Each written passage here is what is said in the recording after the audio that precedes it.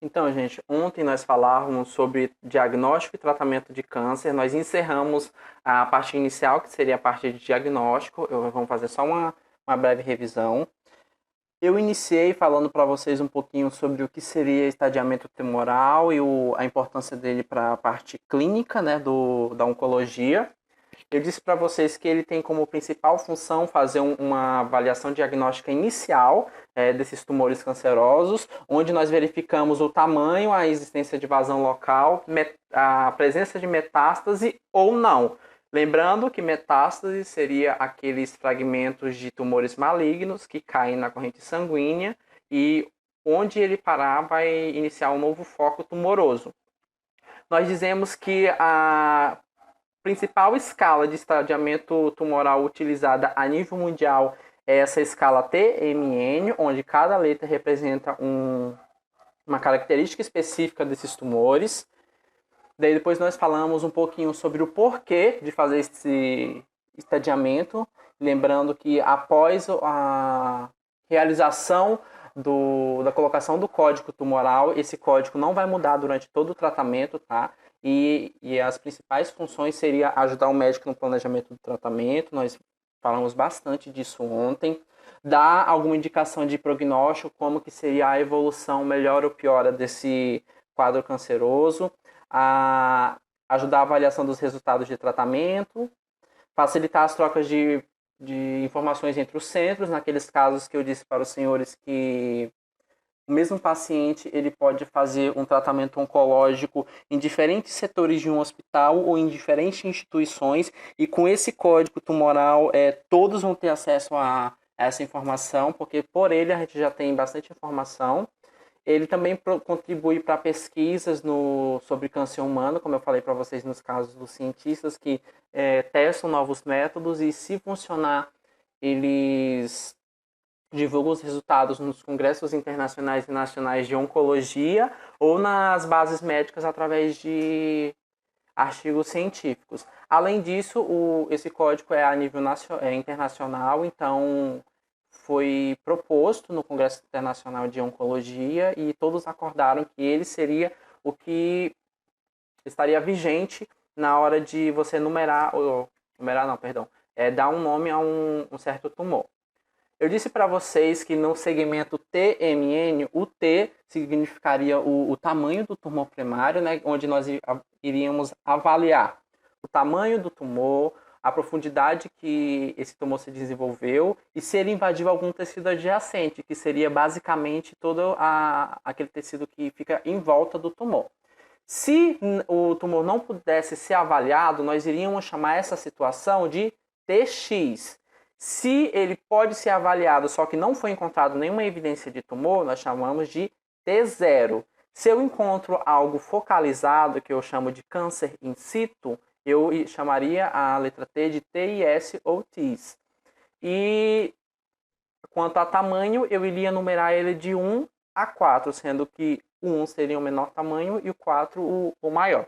Eu não limitei para os senhores quantos centímetros estaria em cada um, porque essa informação nesse primeiro momento é irrelevante, tá? O segundo segmento de classificação seria o N, onde nós iremos avaliar apenas linfonodos. E eu expliquei para vocês que linfonodos são essas pequenas estruturas que fazem parte do sistema linfático, que tem como principal função a defesa do organismo.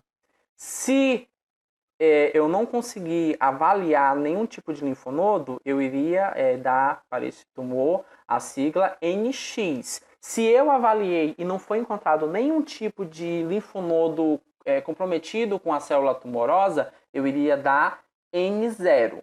E novamente eu iria numerar, só que aqui a numeração, ao contrário do T, que é de 1 a 4, nós iríamos numerar de 1 a 3. N1 para poucos linfonodos e N3 para uma quantidade um pouquinho maior.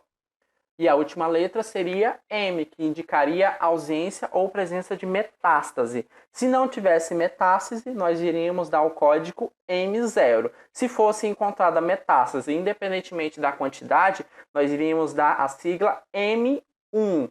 E esse metástase à distância quer dizer que elas migraram para um local bem distante do foco original de câncer. além disso, nós iríamos agrupar tudo isso em estágios, que seria basicamente só uma classificação de evolução, tá? Onde eu iria usar de 1 a 4, sendo que o 1 seria o estágio inicial e o 4 um estágio um pouquinho mais avançado. Daí aqui eu mostrei para vocês todos os 4, 5 estágios, tá? De graus. E ensinei para vocês a juntar tudo isso. Juntar um estágio, juntar o T, o N e o M, para fazer um código universal. Tudo isso nós vimos ontem. Vocês me responderam todas as informações dessa tabela aqui. Como que eu vou classificar esses tumores. Eu dei como exemplo, por exemplo, esse daqui, que seria estágio 2, que seria algo mais intermediário. Ele está com T2, ou seja, o tamanho dele já é um tamanho médio. Ele está com N0, ou seja, não tem comprometimento de linfonodo. E M0 não tem metástase. Apenas com esse código nós temos todas essas informações. Só que para conseguir essas informações, nós temos que fazer a avaliação desse tumor. E nós vamos fazer essa avaliação através de exames. Daí eu mostrei para vocês os principais exames diagnósticos de câncer.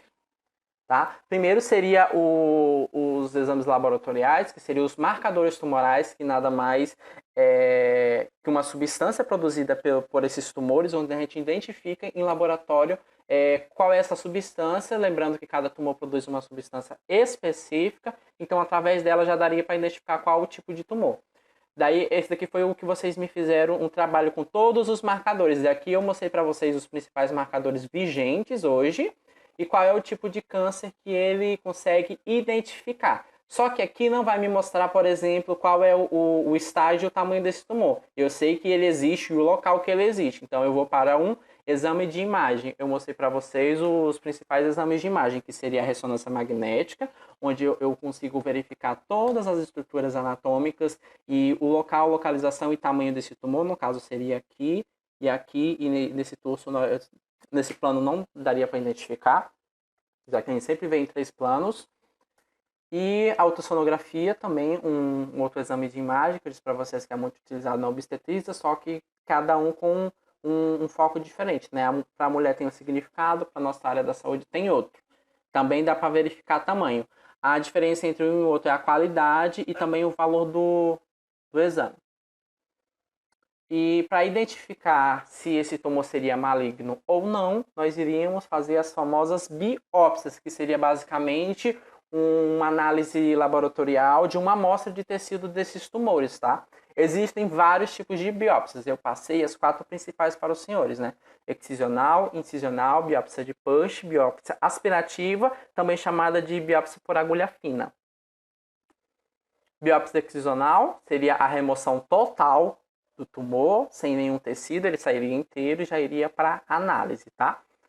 Biópsia incisional, eu iria retirar apenas uma amostra desse tumor, não iria retirar ele inteiro, tá? Aqui, ó, apenas uma amostra tumoral. Aqui eu fiz a comparação de uma excisional, com um tumor inteiro, e uma incisional apenas com um fragmento tumoral. Também mostrei para vocês a biópsia aspirativa, que ela tem vantagens sobre as demais, tá? Porque ela consegue ser trabalhado com ela tumores de mama, tireoide, pulmão, fígado e rins, que são tumores que têm presença de líquidos ou partes moles, que dá para ser aspirada, por exemplo, com uma agulha. Ela tem vantagens quanto ao preço, porque elas são bem relativamente baratas se comparado às duas anteriores, porque ela não precisa de uma estrutura física muito grande, não precisa de centro cirúrgico, dá para fazer beira-leito, na própria clínica médica dá para ser feita ela, tá? Apenas com auxílio de um ultrassom. Daqui eu mostrei para vocês o aparelho de ultrassom e o médico guiando a agulha para fazer a coleta dessa amostra.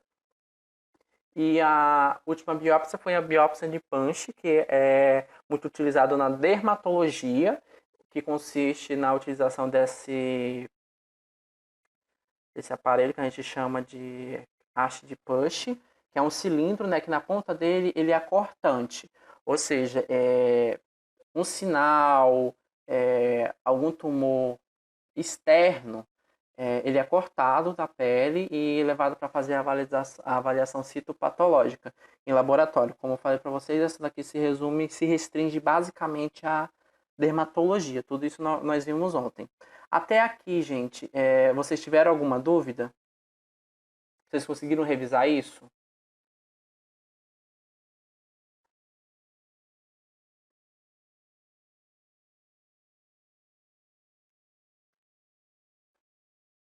Senhores?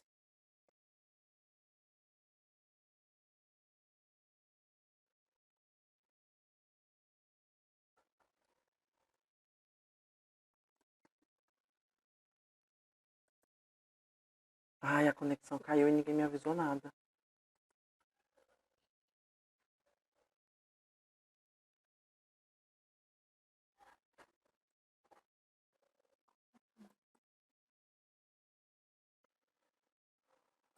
Eu não acredito que eu falei esse tempo todinho, não.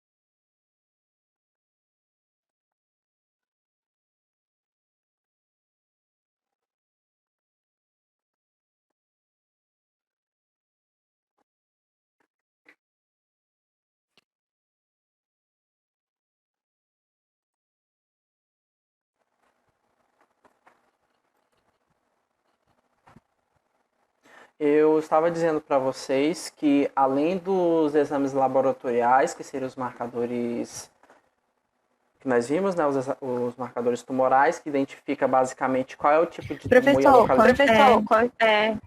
Oi. a apresentação não está aparecendo. aparecendo. Não está aparecendo? Deixa eu colocar para você. Não.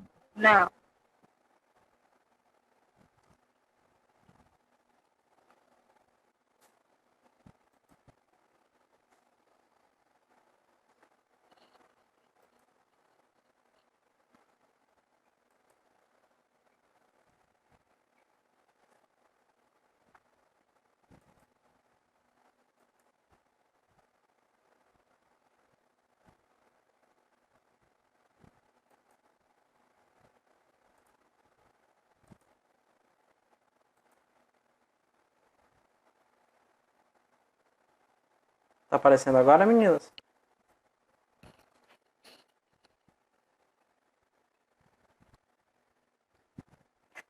Vocês estão conseguindo visualizar? Tá iniciando. Tá iniciando. Tá iniciando Tá agora. ok. Tá dando para ouvir direitinho? Tá sim. Perfeito, então vamos dar continuidade então.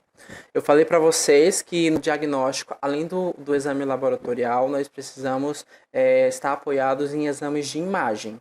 Os principais é a ressonância magnética, né? E a ultrassonografia, são os dois principais exames de imagem. Eu disse para vocês que na saúde a gente utiliza muita a ultrassonografia por ela ser um exame barato e portátil.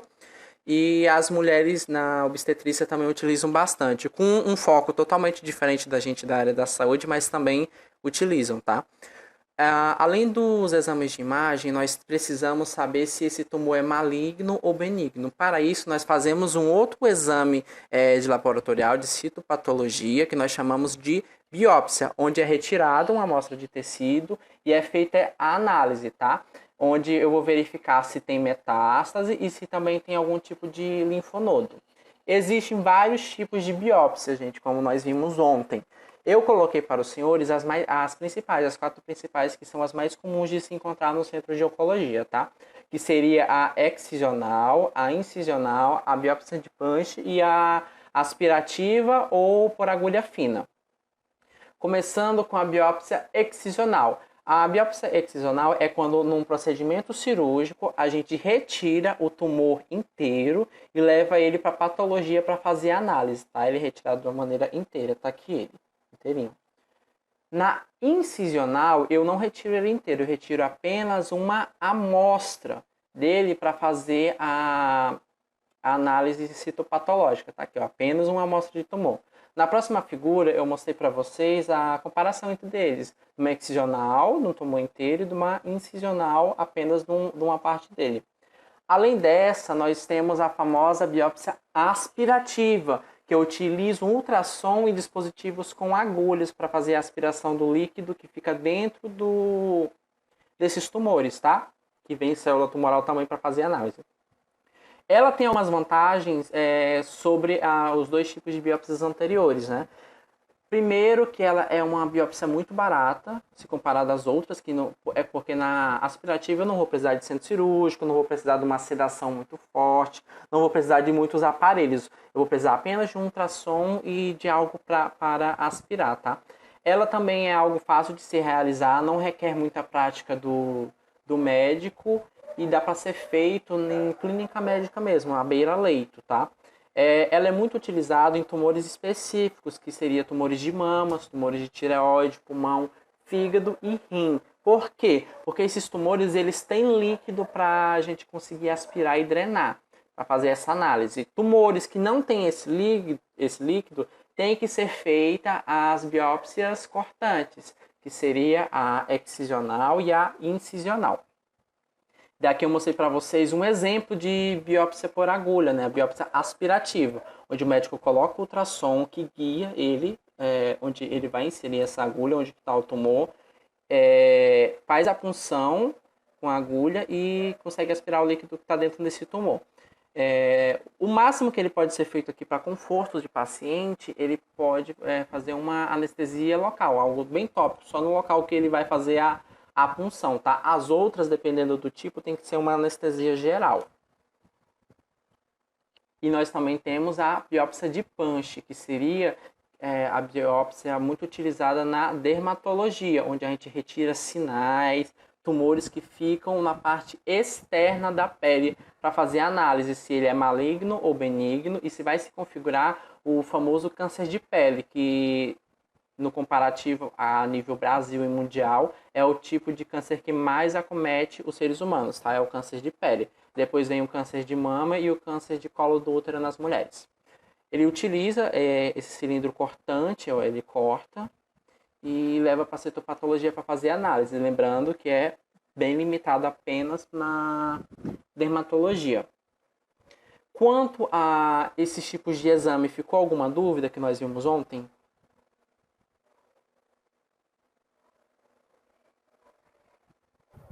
Não. Não? Então, aliada aos exames, vocês concordam comigo que eu sabendo se o tumor é maligno ou benigno através de uma biópsia, se eu sabendo o tamanho dele através de um exame de imagem e eu sabendo da existência dele através do marcador tumoral, eu já posso fazer aquela classificação internacional, sim ou não? Sim. Sim, perfeito. Eu já tenho todas as informações para fazer. Eu classifiquei esse tumor, então eu já posso começar o tratamento. Mas antes do paciente já se propor a realizar todas essas técnicas, esses exames e essas biópsias, o médico sempre vai utilizar primeiramente um sintoma clínico. Eu aqui mostrei para vocês algumas alterações que podem ser sugestivo de câncer. Como eu deixei bem claro também, e teve alguns colegas que confundiram um pouco, tá? Isso daqui não é sintomas de câncer. Ele pode sugerir, dar um alerta que pode ser câncer, mas também pode ser muitas outras coisas. Daí nós comentamos um por um tudo que pode ser cada grupo de sintomatologia desse, né? Que seria, no caso, feridas que não cicatrizam. Eu falei para vocês todos os outros problemas que podem ser, além de câncer, obviamente, hemorragia, rouquidão, aparecimento, alteração de pintas, verrugas e outros sinais, o surgimento de caroços, a disfagia, que eu falei para vocês ontem, o que significava, as alterações intestinais e urinárias e o emagrecimento.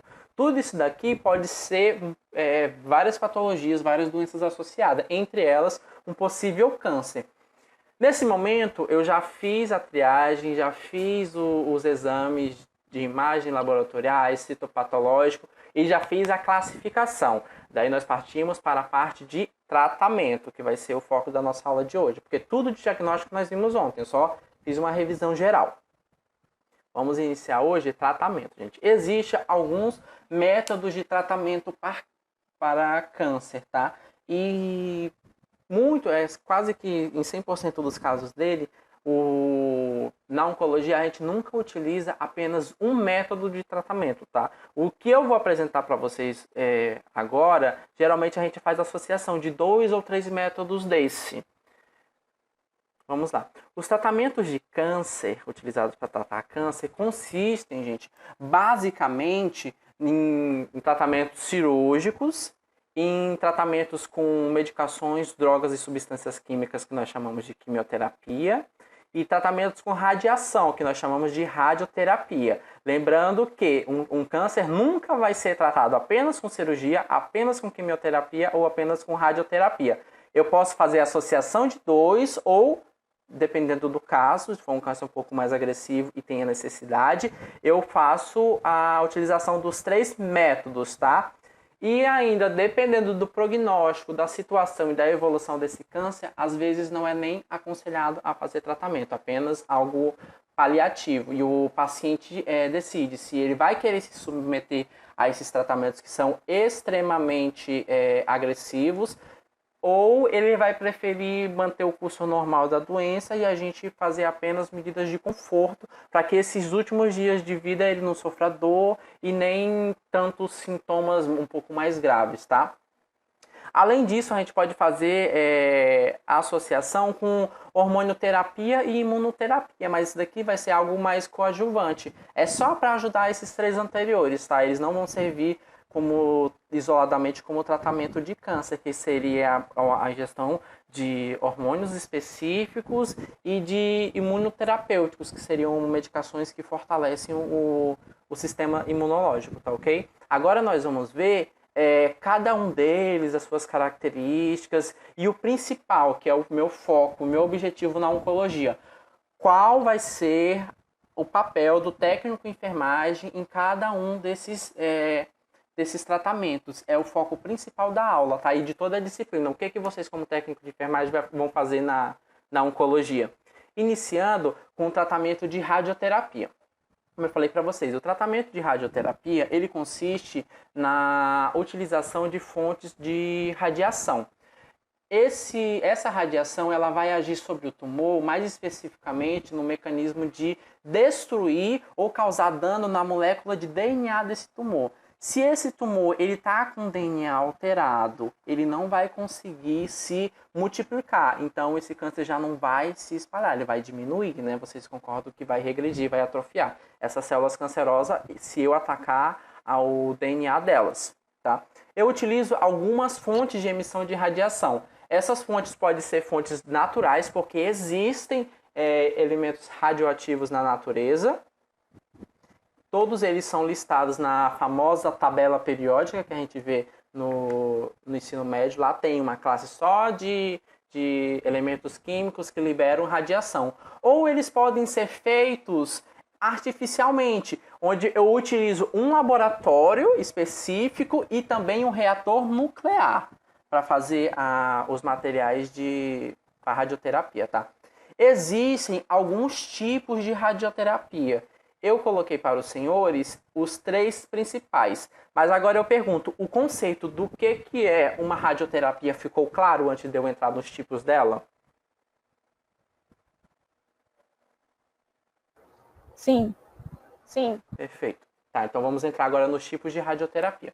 Existem algumas, tá, gente? Eu coloquei para vocês as 3 principais que nós utilizamos, que são as radiações, tá? Eu posso utilizar na radioterapia raio-x, que ele tem uma baixa energia, então geralmente ele é utilizado em lesões que são muito pequenas e lesões que são superficiais. No caso de estágios bem iniciais de câncer de pele, tá? Lesões de pele, eu posso utilizar raio-x. Só um minuto que tem algum colega querendo entrar.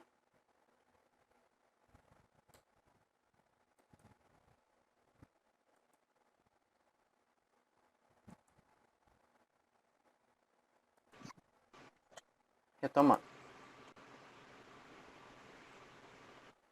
Além do raio-x, eu posso utilizar o raio orto, que ele é com uma voltagem de tumores um pouquinho mais profundos, tá? Ou o raio mega, que ele tem uma voltagem muito alta de penetração, tá? Ele possibilita o tratamento de tumores muito profundos e ele sempre é associado a uma máquina que nós chamamos de aceleradores lineares, tá? Daí eu vou mostrar cada um para vocês, daí vocês vão ver o que é um acelerador no linear bem direitinho.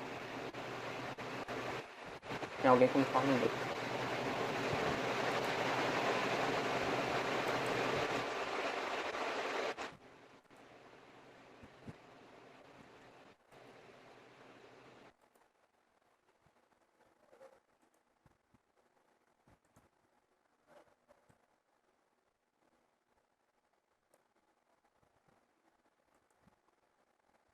Bom, gente, na radioterapia, como que nós vamos colocar a radiação nesse paciente, nessas células tumorais? Eu posso utilizar esse aparelho aqui, ó, que é o acelerador linear, tá? Ele sempre vai ser utilizado, onde eu pego toda a radiação de algum elemento químico, coloco na máquina e ela vai liberar feixes de radiação.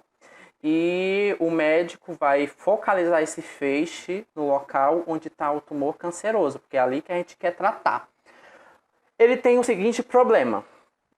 Para fazer uma radioterapia, precisa de uma equipe altamente especializada, composta por médicos, físicos nucleares ou médicos especialistas em física nuclear, enfermeiros e técnicos de enfermagem especialistas em oncologia. Além disso, ela tem como principal desvantagem ela ser muito agressiva, e vocês vão de concordar que eu jogando uma radiação em cima desse paciente, por mais que eu focalize em cima de um tumor específico, ela vai acabar também destruindo células saudáveis, tá? Tecido saudável. Mas é uma das fontes alternativas de tratamento que nós podemos utilizar. Tá? Esse tipo de tratamento aqui que eu falei para vocês, ele precisa de médico, físico, pessoal da enfermagem, tá? A radioterapia é realizada diariamente em sessões de curto espaço de tempo, porque se eu fizer sessões espaçadas, faço uma sessão com radiação e dou um longo espaço, é o tempo que as células tumorais precisam para se regenerar. Então, eu preciso ficar toda hora atacando ela com radiação. Ela se regenerando, eu posso vir com uma medicação que vai terminar de atacar ela também, ou eu posso vir para uma cirurgia para retirar só os fragmentos que sobraram. A radioterapia, ela é dividida basicamente em 2 tipos, tá, gente? Que nós chamamos de teleterapia e braquiterapia. Recapitulando para vocês não se perderem. Radioterapia é um tipo de tratamento que consiste no lançamento de radiação no paciente. Eu utilizo basicamente 3 tipos de raios, né? Raio X, raio orto e raio mega. Lembrando que o mega é o mais comum que a gente utilizar. Tem que ter associação de um acelerador linear, que seria esse aparelho aqui, onde eu focalizo a radiação. E essa radiação pode ser dividida em 2 grupos principais, que é a teleterapia e braquiterapia. Vamos ver agora cada uma delas. A teleterapia é o tipo de radioterapia onde tem um espaço entre a máquina e o paciente, tá? Que varia esse espaço de 80 a 100 centímetros, dependendo da região a ser tratada e do tumor a ser tratado. Por exemplo, isso daqui, como vocês viram, é um acelerador linear.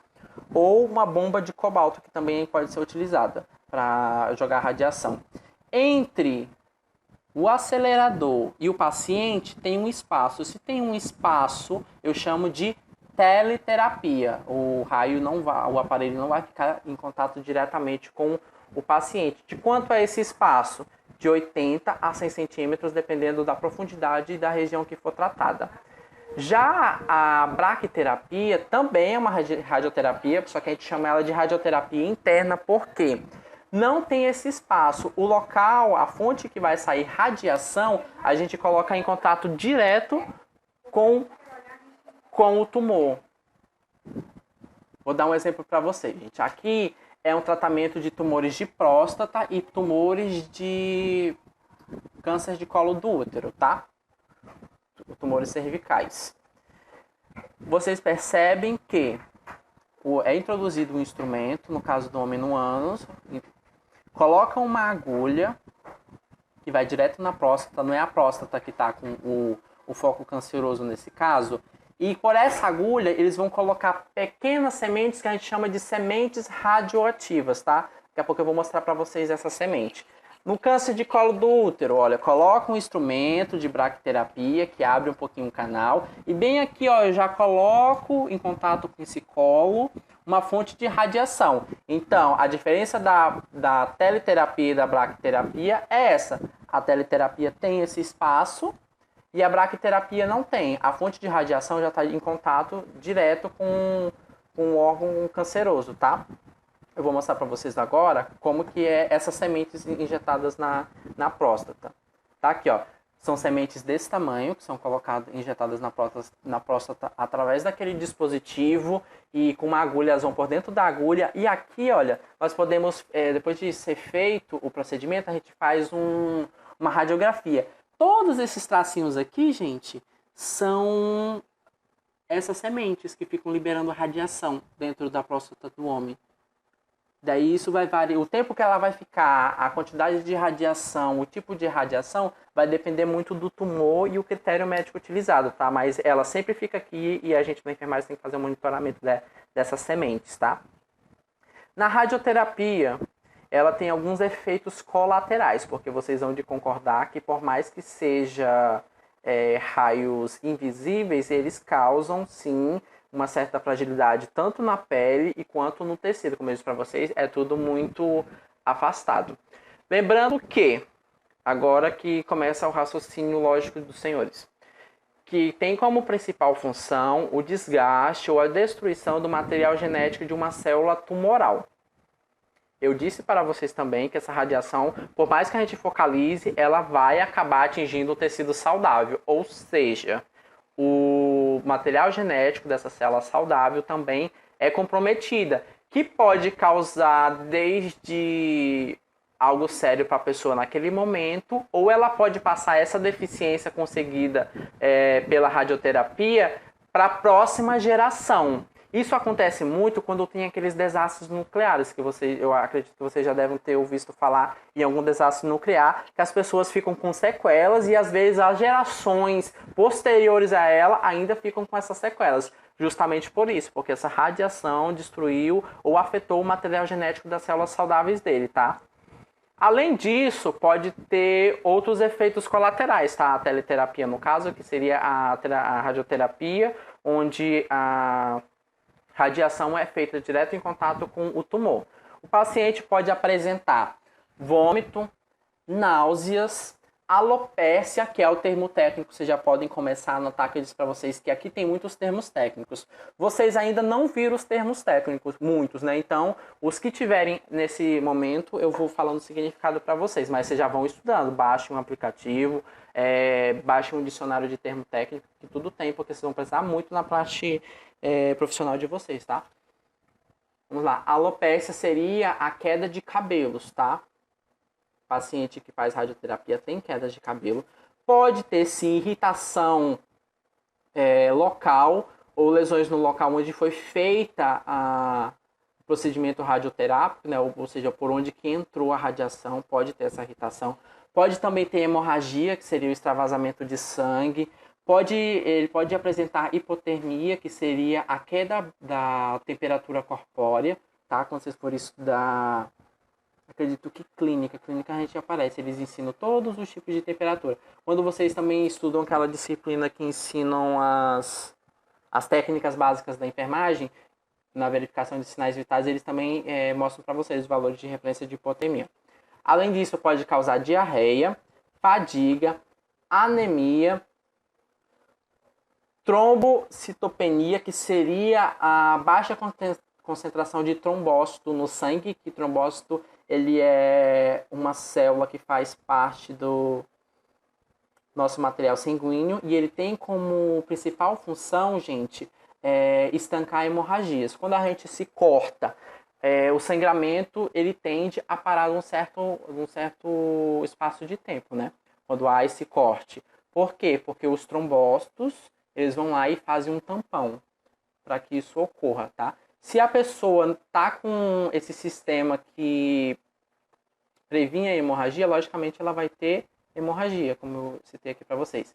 Também pode ocorrer leucopenia, que seria baixa concentração de leucócitos, que são células de defesas do sangue, tá? Os leucócitos, por isso que ela tem uma queda abrupta da imunidade. Também pode ter hipovitaminose, que seria a baixa concentração de vitaminas. Ela pode ter uma alopécia permanente. Eu falei para vocês aqui que ela pode ter alopécia no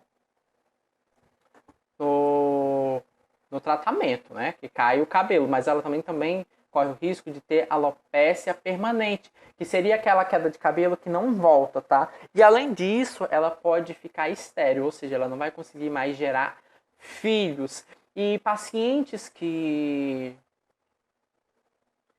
sofrem tratamentos de radioterapia, passam por esse tipo de tratamento, nós temos que tomar muito cuidado, porque além de tudo isso físico, o lado emocional, vocês hão de concordar comigo, fica altamente afetado. E além disso, nós temos que aconselhar esses pacientes que passam por esses tratamentos a, infelizmente, evitarem ter filhos, justamente pelo motivo que eu disse para os senhores, que o material genético dele pode ser comprometido e ele passar esse tipo de comprometimento para a próxima geração. Às vezes ele nem sente, mas ele é capaz de transmitir esse defeito genético para a próxima geração, tá? Então, eles são desaconselhados a ter filhos. Geralmente eles ficam estéreis, tá? Mas às vezes a gente vê aqueles famosos milagres da medicina que a mulher consegue engravidar depois.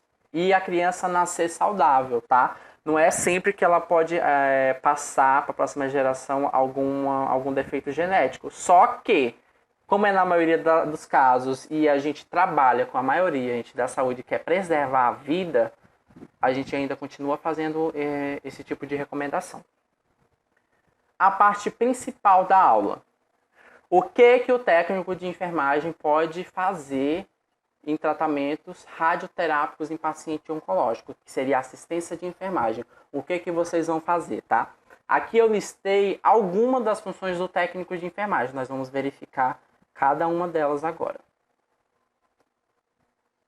A primeira nós sempre vamos trabalhar com o psicológico desses pacientes, tá? Então vocês vão procurar minimizar a ansiedade. Logicamente, ele acabou de receber um diagnóstico de câncer, que culturalmente, infelizmente, para algumas pessoas, o diagnóstico de câncer já é uma sentença de morte. Então ela vai estar no nível de ansiedade e estresse muitíssimo alto e de depressão também, tá? Além de depressão por saber que está com essa doença, ainda tem a depressão dos efeitos que vai vir do tratamento. Então vocês, como técnicos de enfermagem, vai ter que fazer o possível para minimizar a ansiedade e depressão. Dizem que a enfermagem ela é a profissão mais versátil da saúde, onde nós teremos que, muitas das vezes, desempenhar papel de psicólogo, de assistente social, de fisioterapeuta, de nutricionista, tá? Então, nós somos multifunção, e uma daqui seria o caso do acompanhamento psicológico. Na ausência desse acompanhamento, ou se vocês estão no momento do tratamento, cabe ao técnico de enfermagem ou a enfermagem toda fazer esse acompanhamento, tá? Além disso, vocês têm que minimizar da melhor maneira possível o desgaste físico desse paciente e o desgaste mental dele também. Daí, professor, como eu faço isso? Usem a criatividade, sejam o mais humanos possíveis, tá? Não tem técnicas, falar assim, olha, vocês vão fazer isso, isso, isso, mas logicamente com a prática vocês vão pegando, tá? O que você pode fazer com um paciente desse para dar um suporte psicológico para ele. Vocês têm que estimular esse paciente a repousar, porque ele vai, naturalmente ele sempre vai estar extremamente fraco após um procedimento desse, tá? Mas tem aqueles pacientes que não querem aceitar a doença, não querem aceitar o tratamento e querem manter a rotina normal dele. E ele acaba prejudicando ainda mais o estado de saúde. Então, vocês têm que fazer esse paciente aceitar a condição dele, aderir ao tratamento e promover o autocuidado, estimular o autocuidado, que seria ele mesmo se cuidar o máximo possível, tá? Estimular atividades diárias como lazer, como trabalho e lazer. Não é porque ele está passando por esse momento, por esse tratamento tão agressivo, que ele tem que ficar de repouso, que ele tem que ficar vegetando em cima de uma cama, tá? Então vocês peçam e tentem com que ele continue a exercer a atividade diária que ele sempre fez de maneira normal. Lógico que com as adaptações, não com o mesmo ritmo, não com a mesma carga de trabalho, mas que ele não abandone isso e se entregue à doença, tá? Além disso, vocês têm que inspecionar sempre o local que foi irradiado, onde recebeu radiação. Ver se tem algum ferimento, se a pele quase sempre vai estar sensível, se ela vai precisar ser hidratada, vocês vão explicar para o paciente de vocês como que ele deve cuidar daquela área um pouquinho mais sensível, tá? Como que ele pode cuidar. Aqui eu coloquei para vocês alguns exemplos, ó, orientar eles a não utilizarem roupas de material sintético, porque são aquelas roupas que elas grudam na pele, tipo lycra, elastano, nem pensar numa área que está afetada com pós-tratamento radioterápico, tá? Sempre roupas de fibra de algodão, de fibra natural, tá? Se for secar, não friccionar, não esfregar aquele local que foi feito o procedimento, sempre utilizar uma toalha um pouquinho mais felpuda e de preferência de algodão também. Tá aqui, já foi. Orientar a lavar a área de radiação sempre com sabão neutro, tá? Não esfregar jamais, porque senão vai abrir uma ferida e infelizmente vai ter que continuar o tratamento e isso vai desencadear efeitos adversos horríveis nesses pacientes, tá? Porque naturalmente, com a pele fragilizada, já pode abrir esse tipo de ferida. Então, ele tem que evitar o máximo possível.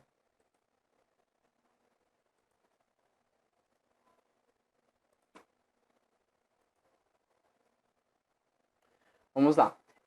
Ele tem que expor essa pele ao ar livre, tá? Mas que não tenha um tipo de exposição solar. Porque o corpo vai precisar de luminosidade, mas ele não precisa da radiação solar, porque ele já recebeu radiação no tratamento.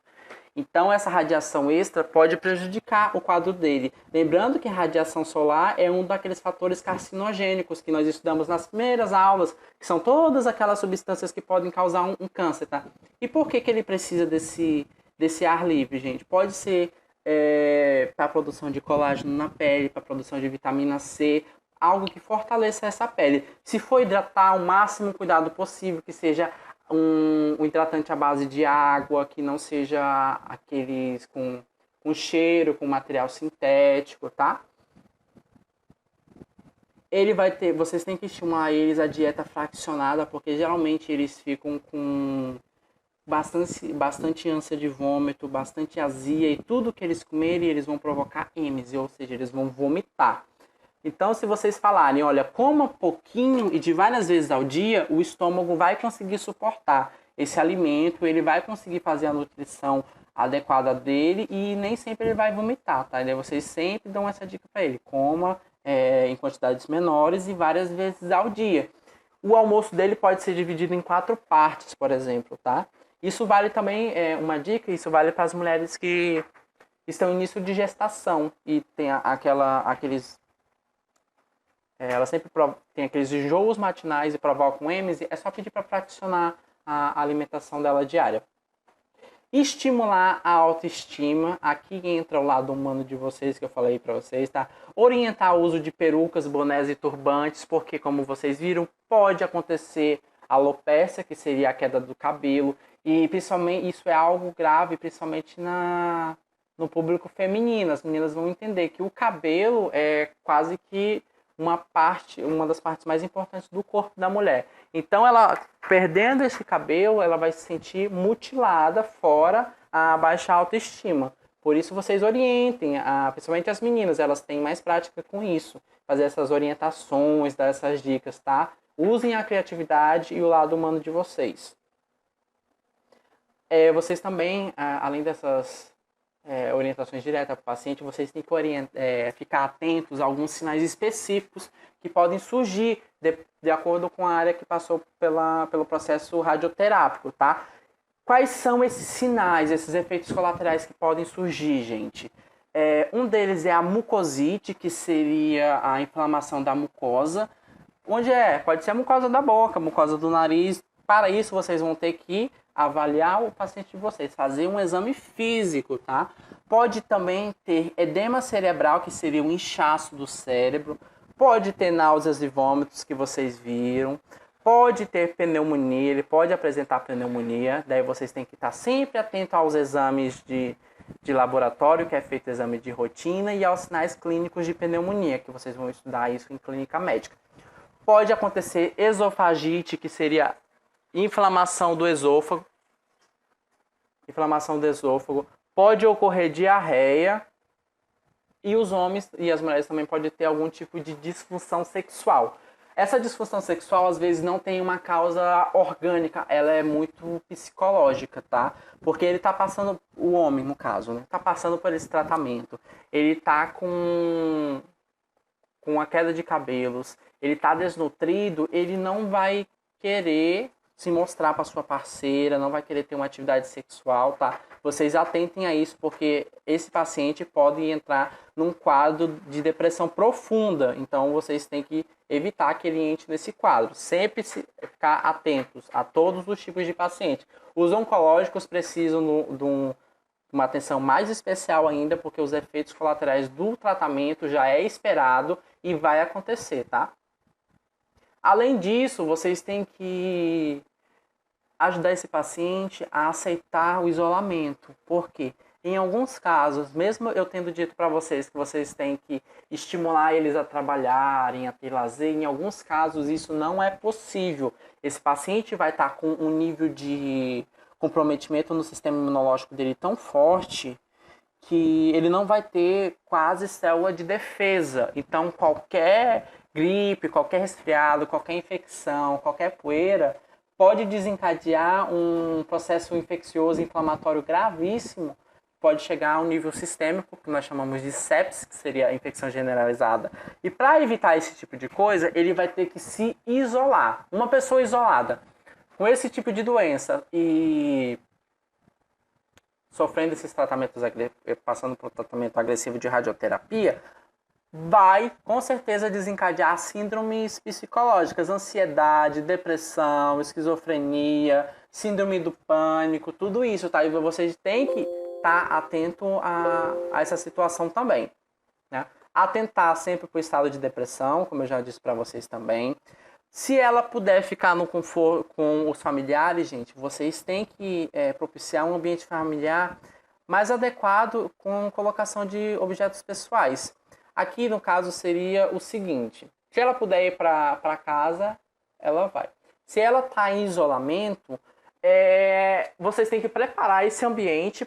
Sim, o técnico de enfermagem vai ter que ter essa sensibilidade de preparar esse ambiente para que elas se sintam mais em casa possível. Vocês podem colocar foto dos familiares, algum objeto que seja de valor emocional ou sentimental para a pessoa. Pode pedir para a família trazer no hospital e ficar lá. Em casos raros, eu não vou dizer que isso é comum e é em todas as instituições que permitem, mas em alguns casos, que também nós já temos documentado, é possível levar até o animal de estimação para fazer visita a essa pessoa, se ela for muito apegada a um animal de estimação no caso, tá?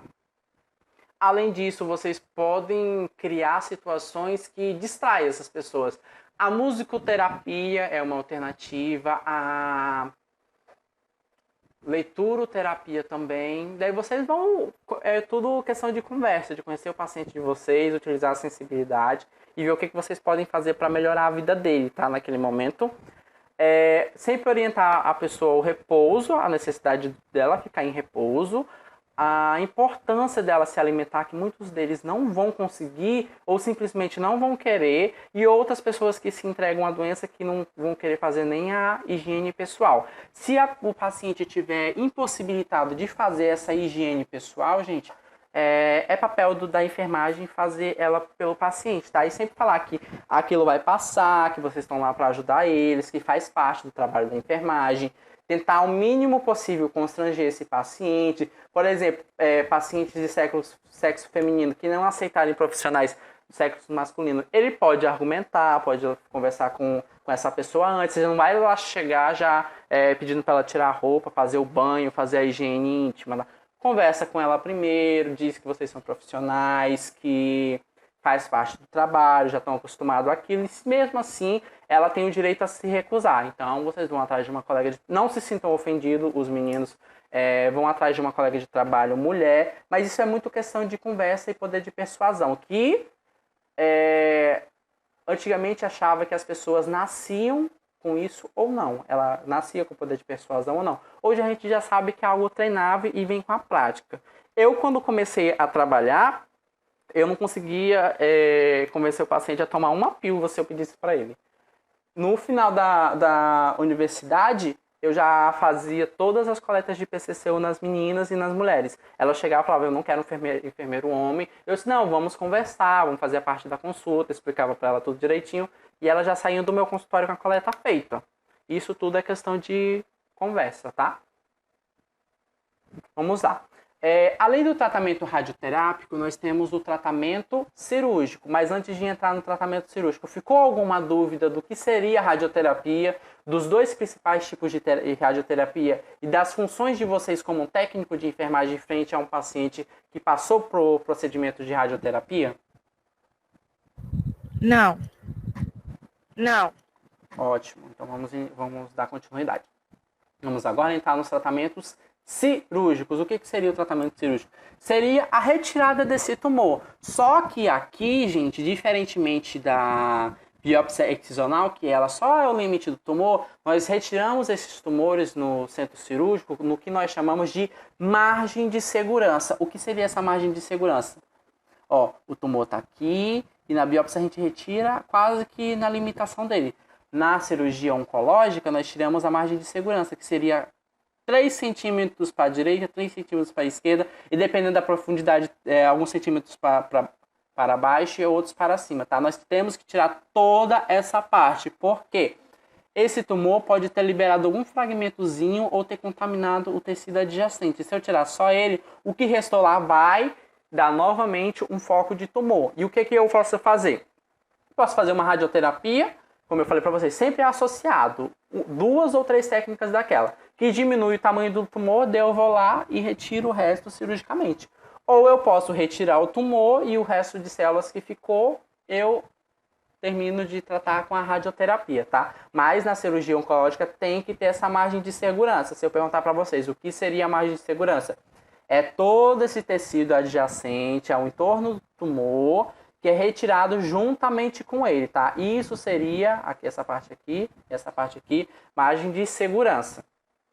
Né? Existem alguns tipos de cirurgia, gente. Existe a cirurgia diagnóstica, que seria aquela para biópsia, né? Que é a obtenção de material para exame anatomopatológico, que seria a biópsia propriamente dita, tá? Que ela é feita de que maneira? Excisional ou incisional, que eu já mostrei para vocês.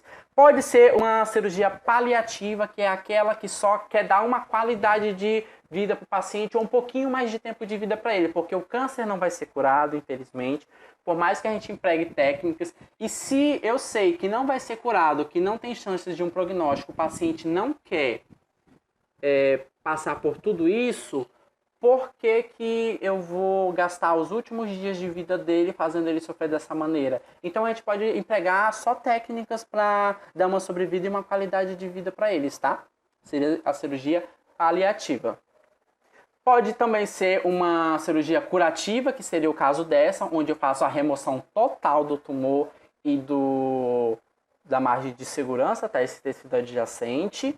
Ela pode ser algo emergencial, que é uma cirurgia de intervenção super rápida, tá? Quando o paciente é descoberto o problema e ele está correndo um grande risco de vida. Em urgências e emergências, se ele não puder responder por si só, a gente às vezes acaba fazendo o procedimento sem consentimento. Às vezes a gente pede para a família, né, por escrito, mas aí vai muito do bom senso e da conduta médica, essa cirurgia emergencial. E também ocorre na cirurgia oncológica que chamamos de cirurgia reparadora. Vocês há de concordar comigo que dependendo do local que esse tumor estiver, eu tirando o tecido, pode ficar uma mutilação no paciente. Daí nós fazemos o quê? Uma cirurgia reparadora, que seria uma cirurgia plástica, onde eu coloco uma prótese, por exemplo, mulheres com câncer de mama, é retirada toda a mama ou parte dela. Então ela faz uma cirurgia reparadora, onde é colocada uma prótese e, por exemplo, foi feito em algum tecido muscular e ficou um abaulamento, ou seja, um buraco, em termos assim mais esdrúxulos, para vocês ainda não conhecem os técnicos, ficou um buraco na retirada daquele tumor. É feito um enxerto de pele. A reparadora é só para reparar o dano do tratamento ou de uma cirurgia anterior, tá? Aqui é uma cirurgia reparadora de prótese mamária, uma cirurgia reparadora de mama. Qual é a função de vocês como técnicos de enfermagem no tratamento cirúrgico oncológico, gente? Vamos lá. Quando o paciente acabou de passar pelo procedimento cirúrgico, que ele vai sair da mesa cirúrgica para ir para a maca e da maca ir para a recuperação pós-anestésica ou direto para a enfermaria onde ele está internado, vocês têm sempre que fazer um exame físico detalhado, onde vocês vão atentar às características do pulso, que o pulso vai dar muitas informações para a gente, e a coloração da pele, tá? Também, porque se essa pessoa tiver com a pele branca, ou pálida, ou azul, que nós chamamos de cianose, significa que não está tendo oxigenação suficiente. Pode também identificar alguma inflamação em risco, ou pode ser alguma reação adversa do anestésico utilizado da anestesia. Por isso que assim que vocês olharem o paciente já começa a avaliação, tá? Tem que avaliar também a capacidade desse paciente a responder estímulos e comando. Assim que ele é retirado da anestesia, por mais que ele esteja grogue, confuso, que ele não esteja lúcido e nem orientado, ele tem que responder estímulo, ou estímulo verbal onde você chama ele e ele responde ou resmungando, ou com o olho, ou com algum movimento, ou com estímulo doloroso, que vocês vão aprender também a fazer esses estímulos dolorosos para avaliar níveis de consciência, tá? Tá aqui o nível de consciência. Permeabilidade de vias aéreas, sinais vitais e pressão arterial. Tudo isso vocês vão verificar. Além disso, vocês vão agasalhar esse paciente e proporcionar um ambiente confortável no leito. Por quê? Uma das principais reações pós-anestésicas que a gente já espera que aconteça quando o paciente estiver saindo da anestesia é o que nós chamamos de hipotermia, que seria a queda abrupta, ou seja, ela vai sentir muito frio. Então, vocês não vão deixar esse paciente exposto e sem agasalho. Ele saiu da mesa cirúrgica, vocês já agasalhem ele, porque é algo que a gente já espera, tá? Vocês vão observar também a função respiratória, com atenção especial, gente, para insuficiência respiratória. Quais são os sinais de insuficiência respiratória? Já falei para vocês. Cianose, que seria as extremidades dos dedos ou dos lábios, às vezes até do nariz, que ficam azuladas, isso a gente chama de cianose, significa que o sangue não está chegando à periferia. Pode acontecer também dispneia, que seria a dificuldade da pessoa puxar o ar. Pode acontecer também uma tiragem intercostal, onde você vê que o batimento cardíaco na costela dele significa que o coração está trabalhando muito, tá? Pode também ter um batimento da asa do nariz, onde a pessoa ela faz tanta força para respirar que essa cartilagem do nariz ela começa a subir junto com cada expiração. Tá? Significa que ela está fazendo muito esforço para conseguir que o ar entre no pulmão dela. Isso daqui é uma avaliação de função respiratória. Vocês também vão fazer. Vocês vão ter que manter as cânulas de intubação ou as traqueostomias que foram feitas, tá? Mediante a aspiração de secreção. Geralmente, quem aspira a secreção é fisioterapeuta, era a função da enfermagem. Então, se precisar aspirar um paciente, vocês verificaram que eles estão cheios de muco na cânula ou no pulmão, ou seja, está cheio de secreção e precisa aspirar e não tem fisioterapeuta, vocês chamem um enfermeiro, que os enfermeiros também estão aptos a fazer essa aspiração de vias aéreas, tá? Geralmente, os enfermeiros, na parte prática mesmo, eles gostam de aspirarem só vias aéreas inferiores, as superiores não. Essa distinção de vias aéreas vocês vão aprender só em anatomia e fisiologia, que eu também dou aula de anatomia e eu sei que lá a gente explica direitinho, tá? Além disso, vocês têm que atentar ao nível de consciência, sinais de agitação e algum sinal de comprometimento neurológico, ou seja, alguma confusão mental que esse paciente está saindo da anestesia e ele pode apresentar. Daí vocês sempre vão anotar e vão informar isso para o enfermeiro responsável na unidade ou o médico plantonista, sempre. Vocês vão tranquilizar esse paciente, porque às vezes eles voltam da anestesia bem desorientado, com bastante dor, tá? Daí você sempre vai informar para eles, olha, a cirurgia acabou, foi um sucesso, você tá em tal local, se estiver no quarto de enfermaria, você tá no quarto de enfermaria, tá? E oferecer também todo o apoio psicológico. Se vocês não conseguirem ofertar esse apoio psicológico, vocês façam um pedido, requerimento e solicitem apoio psicológico do setor de psicologia do hospital, tá? Além disso, vocês vão estar sempre fazendo a todo momento a anotação dos sinais vitais, dos líquidos que vocês injetaram e infundiram nesse paciente, se foi soro, se foi sangue, se foi algum produto para aumentar a imunidade, tudo vocês anotam, tá? Se foi drenado alguma coisa da ferida cirúrgica, e vão verificar como que está o aspecto desse curativo. Se está saindo secreção, se está saindo sangue. Se está saindo uma grande quantidade de sangue, logicamente vai sair um pouco de sangue, foi feito um corte. Mas se essa quantidade de sangue for muito grande e se configura como uma hemorragia, vocês já informem também ao enfermeiro ou ao médico, mas sempre tem que ficar fazendo esse controle.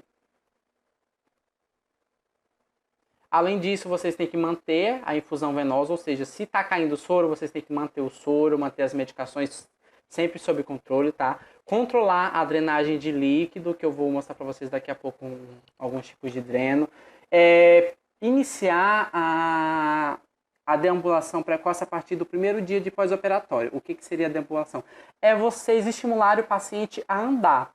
Por mais que ele sinta dor, estudos comprovam que a deambulação precoce evita trombose, eventos de trombose ou de retorno venoso patológico, tá? Então, por mais que vocês tenham que estar lá insistindo para, vocês auxiliem ele a se levantar, auxiliem ele a andar, mas sempre tem que estimular que ele faça isso, tá? Isso vai ser muito melhor para ele e vai evitar uma complicação futura. O tempo de recuperação de pacientes que deambulam, ou seja, eles andam, de maneira mais precocemente possível no pós-cirúrgico é bem menor e uma possível sequela também é diminuída. Tem que incentivar exercícios respiratórios com frasco ou com aparelhos específicos que a gente utiliza para fazer esses exercícios respiratórios. Nessa parte aqui, se tiver serviço de fisioterapia, vocês solicitem fisioterapia respiratória que vocês não vão precisar fazer, tá? Sempre higienizar o paciente no leito.